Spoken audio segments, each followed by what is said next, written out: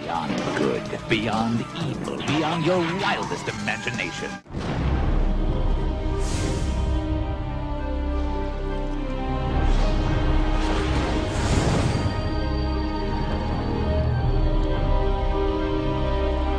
I'm willing to put my life on the line to do what I have to. But it has to be mine, no one else's.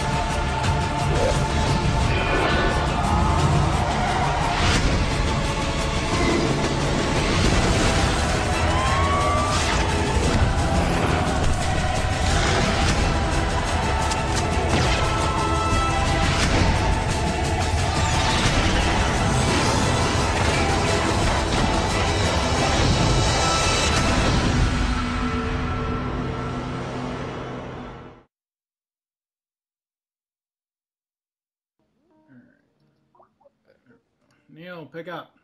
I'm on. Okay, there we go. There we go. It's back up. Okay. Alright. Oh, wait, that's the other script. So me, Mario. Thank you for playing Nintendo 64. Who's next? Nah. You can go whenever you're ready, Ben. Okay, just let me clear my throat. Let me get a glass of water. I'll be back in a second.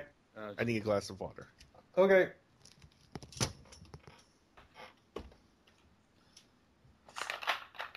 That's why you keep something right by you. But whatever. For some reason, every time somebody drops a call, it screws the recorder on me, which is stupid. Oh. Yeah.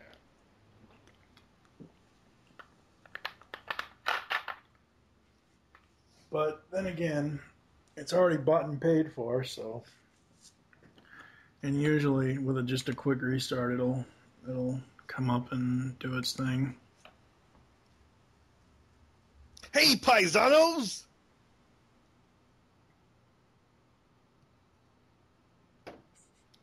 Nobody here? Okay. We heard it. We heard it. Okay. Neil, you do it better than that. Swing your arms from side to side. Oh, God. I take that back. No, that's almost spot on.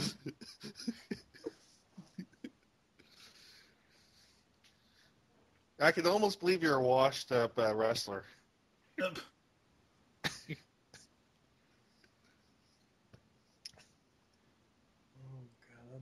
Yeah, I'm watching RoboCop before we started, and I forgot how violent that movie is.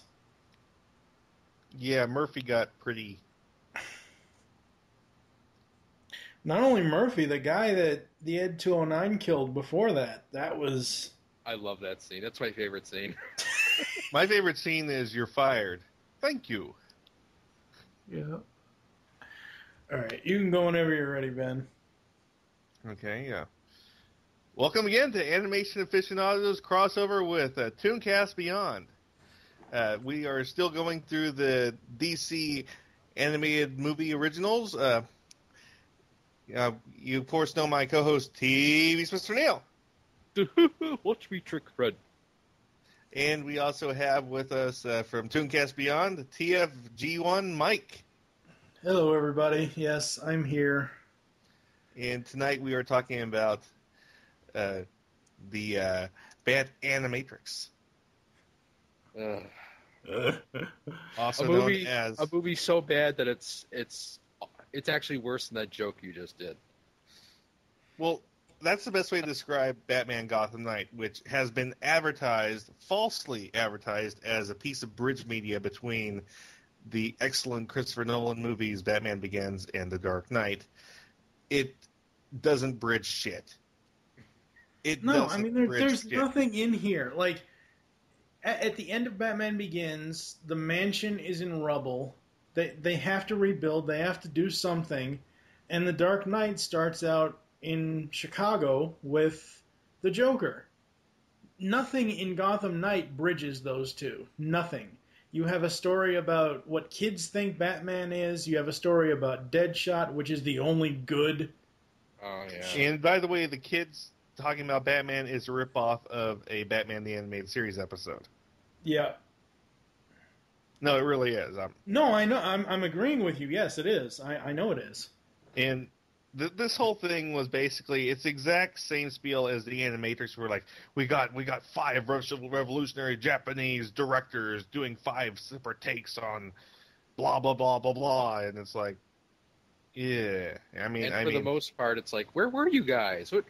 Who did this in your stead? Because it doesn't feel it's not the best work of any of these studios. No, not really. And you know, there's only one segment I like out of all these. Which would be the Deadshot segment, right? No. It's actually the one where where Bruce Wayne is training with a woman named Cassandra in India to learn how to deal with pain.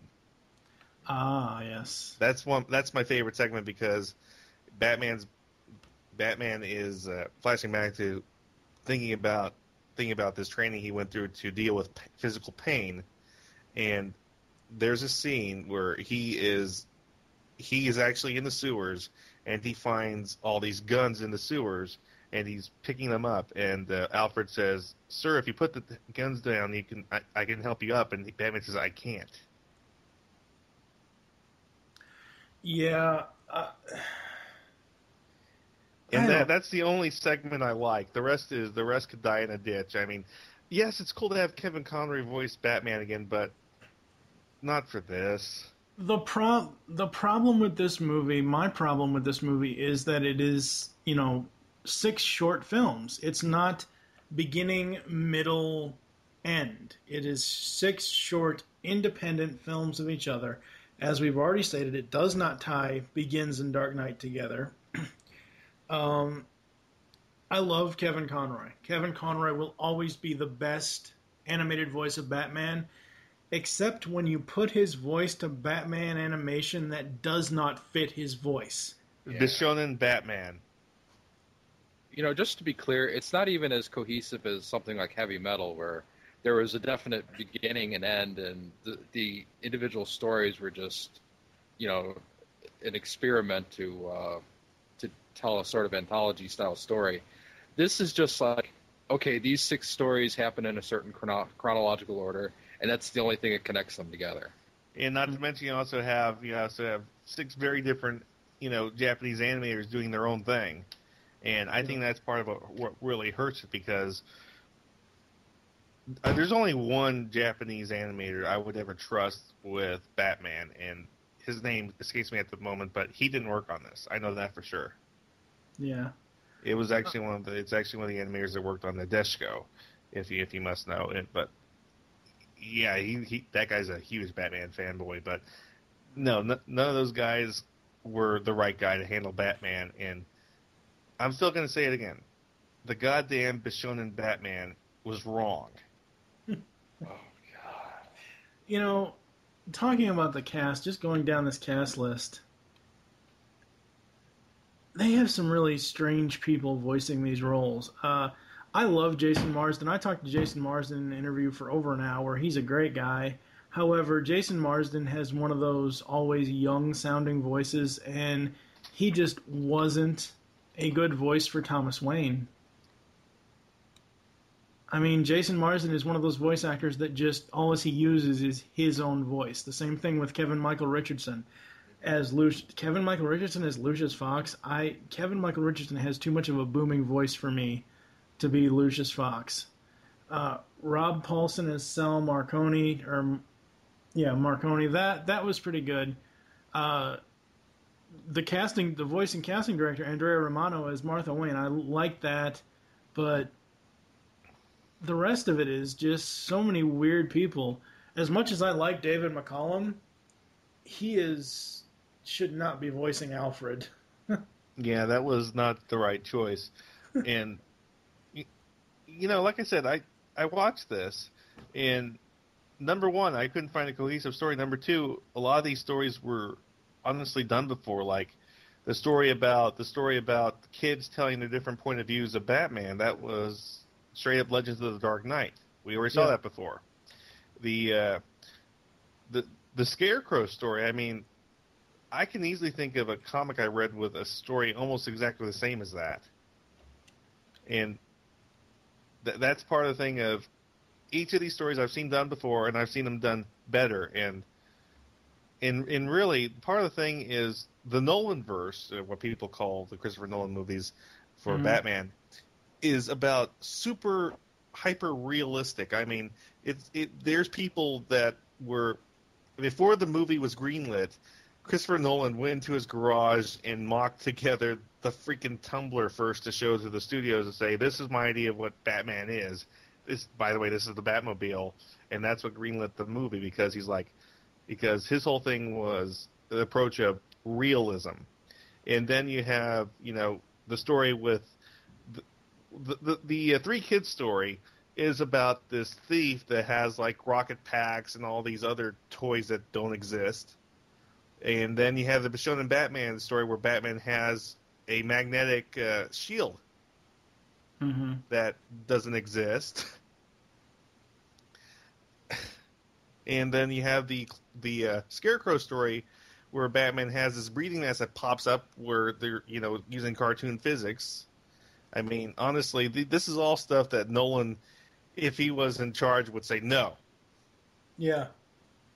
Yeah, I mean, the animation styles, and that's what's so jarring with the film, because it is 6 independent stories, 6 independent directors, 6 independent different animation styles. It takes you out of the movie. Now, if they had released this as not as Batman Gotham Knight, but as like, hey, here's a series of Batman shorts, or here's a series of, Batman mini-movies, I could see that, but advertising this as one whole cohesive movie just didn't work for me. What about you, Neil? Well, going into this, I wasn't even aware that it was an anthology movie, so when that first segment started, I was like, oh no, don't tell me that this is the animation for the entire movie. The first one where the segment was, the kids, the animation in that was kind of bad. I mean, what? I think that's the same animation director that did Kid Story for Animatrix. You know the one. Oh, okay. It is. It is the same director. I swear it is. Some of the background paintings in that segment were kind of interesting, but the animation itself, I didn't care for it. I don't really like that art style that's emerged in Japan, where you got the kind of big upper body and tiny, skinny legs. Yeah, that Batman looked wrong. Yeah, that needs to stop. Yeah, that Batman was wrongity wrong. Wrongity wrong. Here's a trivia bit for you guys. It's something I never knew. The cover advertises this film as the first Batman animated movie to be rated PG-13. In fact, this is not true. Batman Beyond Return of the Joker was the first animated Batman film to carry the rating. Originally edited into a PG-rated film, it was later released as a director's cut with the PG-13 rating. So, yeah, Return of the Joker beat this out with the PG-13 rating. I honestly, normally I go back and I watch all the stuff before I record an episode on it. Honestly, I have not seen this movie since 2008, since I first saw it when I had an iPhone, because I rented it through iTunes just to see what it was all about. And I mentioned off air about my 5-minute memory. I may have a really short-term 5-minute memory where someone will tell me something and I won't remember it 5 minutes from now. My long-term memory is very long, and I can remember stuff from 5 years ago to 10 years ago to when I was a little kid. I still remember sitting in my chair watching this movie on my iPhone and being like, why did I waste $3.17 rental on this movie? Wow. Oh, by the way, I do have confirmation. It was Studio 4 Degrees C that animated kid story in Animatrix, and that's the exact same studio that animated Have I Got a Story for You. Didn't they also do Transformers Animated? No, I think it was someone worse. Oh, well, anyway. Studio 4C at least uses it. Should we move on to the Deadshots story? Yeah, honestly, that was the only one that I really liked. You know what? I think what this was is that someone had a fan fiction of Batman versus Golgo 13, and because the first time you see Deadshot, he literally does a Golgo 13 style hit where he shoots someone like through a building window from like a mile away, and that's directly out of The Professional, the one with the CG helicopter. Oh, Yeah. by the way, Neil, Crossfire was actually written by comic book writer Greg Rucka, who is famous for writing the New 52. I see. Who gives a shit? So he basically went, okay, I have this idea. It's going to be Batman versus Duke Togo. Who do we got in the DC roster? Deadshot. Let's go. And yeah, Crossfire was the name of that. One. No, not the Crossfire is a different one. I'm thinking of the one with that was actually Deadshot. Deadshot, animated by Madhouse and actually written by Alan Burnett, who needlessly we already know who Alan Burnett is. You say that like it's a bad thing. No, I'm saying that Alan Burnett needs no introduction. Oh, okay. There we go. Okay. One of the other things about this movie is that one of the things that Gregory Novak had mentioned that the reason they chose Deadshot as one of the villains was to show the direct contrast with Batman and Deadshot. While Batman took a vow never to use guns, Deadshot enjoys using guns, obviously. Took a vow to always enjoy using guns. Yes. I swear on my parents' lives that I will love this gun. From my cold, dead hands. We here at Animation Aficionados will fully support the Second Amendment. And for the box office stuff, it made Gotham Knight, let's see, 8,066,075. Wow, God, $8 million. So it paid for Christian Bale's stand-in. Yeah. Hey, Kevin Conroy does a way better Christian Bale. Christian Bale does Christian Bale. I'm saying that when you look at how much it made versus Dark Knight. Yeah. And to be honest, Christian Bale, with Christian Bale's Batman voice, Kevin Conroy doesn't blame Bale one bit, so. Well, no, he blames the writers. No, he actually blamed the directors. He said that someone should have been watching the dailies and stopped him because as an actor, you don't really know what you're doing. Yeah.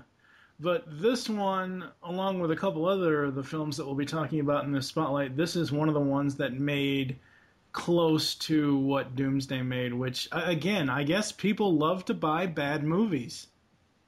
I think part of it was the false advertising as this as a piece of bridge media. Yeah, that's true too. Don't excuse. So you have six shitty shorts, but guess what? This also comes with 4 of the best episodes of the animated series. Oh, what I love is this. You will guess what of the 4 Batman animated series episodes that came with this is? Legends of the Dark Knight. So they're just asking you to compare it. Yeah, pretty much. So you get 6 shitty episodes and 4 good ones. Yeah, Heart of Ice, I Am the Night, Legend of the Dark Knight, and Over the Edge. There's a novelization? Yes. That don't make no goddamn sense. No, not for this movie it doesn't. Not at all. Alright, so we are the IGN replacement crew, 1 to 4. Neil, what do you rank it? I'll give it a 1. I wish we could like add a 0 to this, which is punch someone in the mouth, but I guess we can't do that. Yeah, if you meet someone who has this, just punch them. No, They've been punched already, Neil. Yeah, don't watch this. Don't spend your money on it. Buy the actual box set of the Batman season 1 set, or whatever season you don't have. And if you have all the season sets, get Golgo 13 instead. So yeah, Ben, what do you rate this? I rate this a 1. If I could rate it a 0 like Neil, I would say, I would pretend that this doesn't exist. Yeah, I think I am going to add a 0 to the ranking, so it'll be 0 through 4. Yeah, this is a complete 0. Anytime you see somebody carrying this home from Walmart, just stop, punch them in the face, and set the DVD on fire. Burn it to the ground! Burn it to the ground. As we covered, it is on DVD. It's on 1 disc, 2 disc. It's probably on Blu-ray. As Neil said, hopefully everyone that loves Batman the Animated Series either has all 4 volume sets or they have the complete series big box set. But if you don't, really, those 4... honestly, even those 4 episodes that are on this DVD are awesome. I still can't say to someone, you need to buy this just to get those 4 episodes. No, I know, for the same price, you get one of the volumes. Yeah. You get a better deal. Exactly. So, here on ToonCast Beyond, we're going to take a break. You're going to hear some really wacky ads, and then we'll come back with our final thoughts. Let's go to the lobby. Let's go to the lobby. ToonCast will be back after these messages. The Webcast Beacon Network has been covering and promoting creativity and the creative process since 2007, starting with the Webcomic Beacon, a topical webcomics podcast with a jovial bunch of misfits like your local morning radio show. Here we go. Also, the Webcomic Beacon newscast, recaps, reviews, and discussions of community and industry news relative to comic creators, especially of digital distribution. Also, the Tropecast, the ever-tangential discussion of literary and visual memes. And finally, Web Fiction World. Before webcomics, there was independent and self-published web-release written fiction and literature. Find this all at webcastbeacon.com. Be sure to grab a master RSS feed or master iTunes feed and not miss a thing. Like animation? Come listen to Animation Aficionados. And if you disagree with us, you could be a guest on a future show. Available on iTunes, the Zune Market, and animationaficionados.com. Hey, I'm Gary. I'm Greg. I'm Chuck. And I'm Justin. Join the 4 of us every week on the internet's #1 G.I. Joe podcast, What's on Joe Mind? That's right. It's Joe news, reviews, and special guests like you've never heard them before, delivered right to your MP3 player. Think of it as Joe Talk meets Sports Talk. And we make fun of Chuck. Right, please. Hey. We're just kidding, Chuck. Kinda. Yeah, sometimes Chuck makes fun of himself. Right, please. Hey. It's What's on Joe Mind. Every week on the Geekcast Radio Network, InsidePulse.com, Stitcher Smart Radio, and iTunes. Download and listen today. Can I say something about Transformers? No!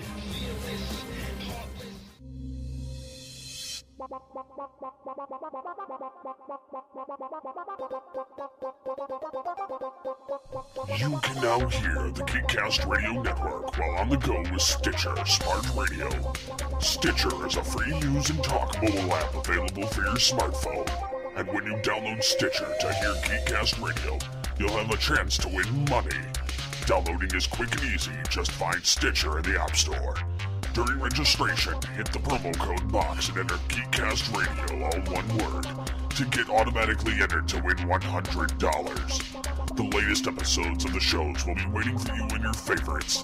You'll get access to lots of other amazing shows too. Always available to you on demand, no syncing. It's Stitcher Smart Radio. Don't forget to enter promo code Geekcast Radio when you register.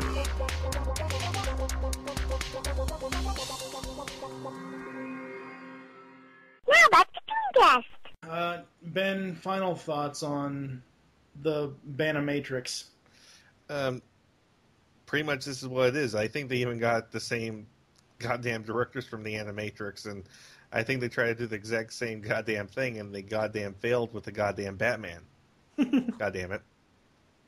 Neil? for our version of the show, I think I'm just going to insert a flush down right here. This movie was hard to watch.